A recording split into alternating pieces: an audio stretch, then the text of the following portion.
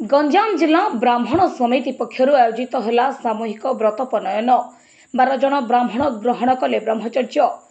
गंजाम जिला ब्राह्मण समिति पक्षर निगला निरा प्रयास। गंजाम गजपति एवं आंध्र प्रदेश प्राय 12 जन ब्राह्मण परिवार को सहयोग हाथ बढ़ाई। आर्थिक और बहु समस्यार सम्मुखीन होता ब्राह्मण पुओं व्रत कार्य समापन करिछि गंजाम जिला ब्राह्मण समिति। आज कनिसी ग्राम निकट में काशी विश्वनाथ मंदिर प्रांगण में आयोजित होता सामूहिक व्रत पनयन यज्ञ उत्सव। वैदेहिक रीतिनीति ब्रह्मचारी पैता ग्रहण कर समितिर कार्यकारी सभापति गणपति भट्ट संपादक सीमांचल पंडित प्रत्यक्ष तत्वावधान व्रत कार्य आयोजित होता। यज्ञ पवित्र धारण दीक्षा ग्रहण भिक्षा ग्रहण ब्रह्मचारी नगर परिक्रमा यथा रीतिनीति अनुसार समापन होता। कोषाध्यक्ष नवीन पंडित, जुग्म संपादक शंकर महापात्र, राजेंद्र पंडित, अजय पंडित, राजेंद्र कुमार पंडित व्रत पनयन कार्यक्रम परिचालना करथिबा बेले समितिर बहु सदस्य एवं ब्रह्मचारी परिवार वर्ग और संपर्क उपस्थित रही ब्रह्मचारी को आशीर्वाद प्रदान करथिले।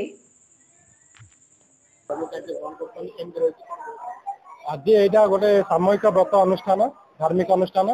मो भली 12 जन आउरी ब्रह्मचर्य ग्रहण करछंती। मो बहुत धन्यवाद देवे जे आमर समाज अधिकारी एवं कल ए दायित्व ग्रहण कर समस्त अधिकारी भाई महोदय को आज ग्रहण कर बहुत जो मैंने आर्थिक टे दुर्बलता अच्छा से गोटे सुचिंतित माने उत्तम कार्यधारा कार्यक्रम सर्वत नीति अनुसार सठिक नियम अनुसार संपूर्ण करा जाए।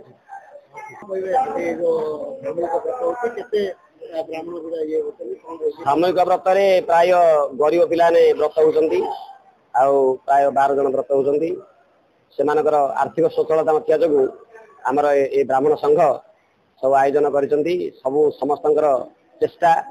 बहु चेष्टा से चेष्टा आज ये यज्ञ उत्सव कार्यक्रम होची ये जिन गुड़ाकार स्वार्थर नहीं केवल धर्म चर्चा धर्मर वृद्धि पाई आउ विश्वर शांति पाई भगवान को ध्यान कर जिन गुड़ा कर वर्तमान 7 नंबर कर्म पर्यटन चलती गर्भधान पुंसवन कर्म प्रथम गला सीमंतनयन कर्म द्वितीय नंबर तृतीय जात कर्म चतुर्थ नामकरण कार्यक्रम गला पंचम बहि निष्कामन कर्म सूर्य नमस्कार है 6 नंबर रे अन्नप्राशन कर्म अन्नप्राशन करगला 7 नंबर चूड़ा कर्म खौर कर्म सब है चलती बर्तमान 8 9 10 एमती कर्म अच्छी 10 कर्म हम आयोजन हम